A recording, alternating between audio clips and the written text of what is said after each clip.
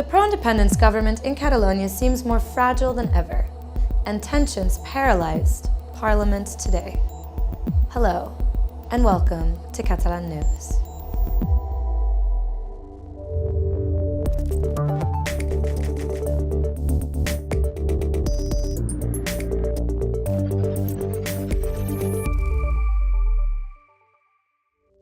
Catalonia has a pro-independence government made up of two parties.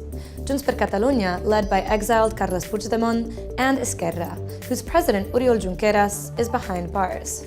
And the differences between them are now more obvious than ever. Will the government collapse? They seem to defuse a crisis last minute. Today, we'll explain what happened in Parliament, and we'll also go to Sitges, where the annual Cinema Festival has just kicked off. Can a judge suspend democratically elected MPs? This is the question at the core of political tensions today in the Catalan parliament that also threaten the stability of Quim Torra's government. A new quarrel between pro-independence parties shook Catalan politics today. The reason? How to respond to a Spanish court order to suspend 6 MPs accused of rebellion. That includes the leaders of both parties concerned.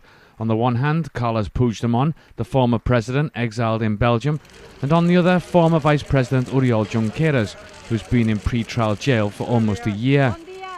A year ago, Puigdemont and Junqueras defied Spain and organised a referendum on independence, but it came at a high cost.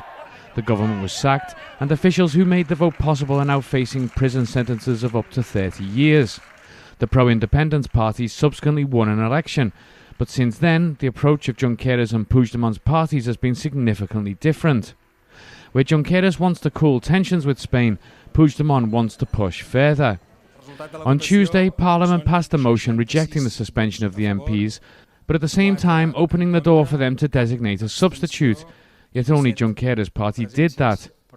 Puigdemont's party insisted their MPs will continue to vote through a delegate, as they had been doing for the past few months.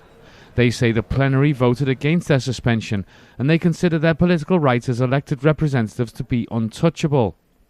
After long negotiations, the Parliament Speaker from Junqueras' Esquerra party asked for a letter from each of them confirming they would be delegating their vote. Puigdemont and his colleagues agreed, but it was unclear whether this would be a final solution. The chamber lawyers didn't think so. They were delegating the vote, not appointing a substitute, so they didn't buy it. And beyond these differences, the old question remained.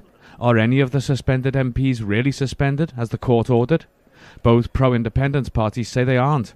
But how far are they prepared to disguise disobedience to the court? Talking about suspended MPs, delegating votes or substitutes, is actually revealing once again the cracks within Catalonia's ruling bloc.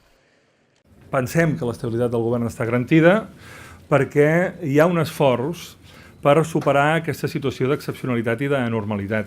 I és un esforç que agraïm al grup republicà i que és un esforç compartit per tirar endavant el govern en una situació molt complicada. Que ens toca, segur, disculpar-nos amb la ciutadania d'aquest país perquè la situació que s'ha produït avui, una vegada més, no és en cap cas la que voldríem cap dels dos grups, però també, tal com deia l'Eduard, tenir en compte el moment d'excepcionalitat en el qual ens trobem. We got tourism figures today from Barcelona, and they show more tourists came to the city this year than the last one.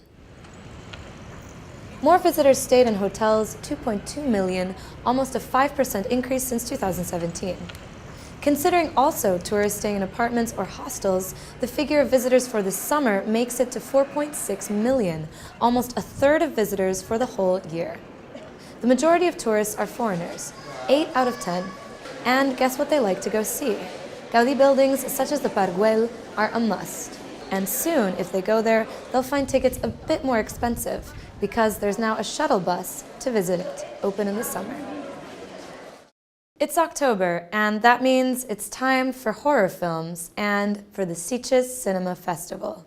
It's one of the must-see silver screen events in Catalonia, and it just started today.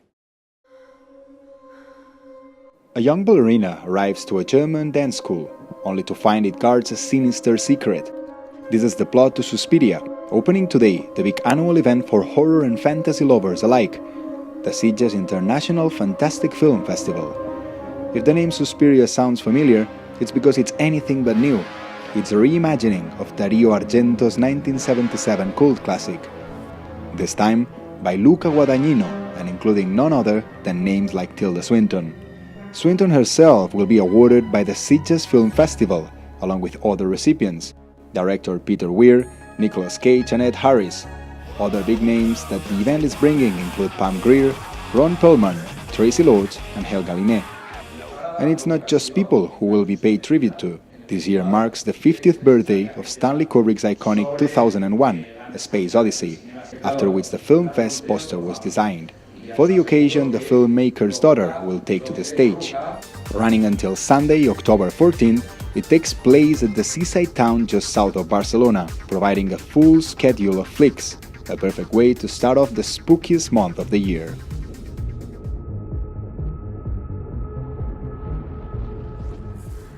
Still on culture, if you're in the business of the arts, you might want to stop by Manresa these days.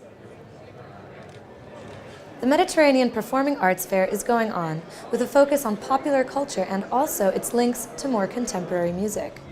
Already in its 20th edition, the Fira Mediterránea is also a great opportunity for professionals to sell and buy productions, with hundreds of them, many from all around the world, meeting to discuss new projects. La oferta de programadores a nivel internacional es muy interesante.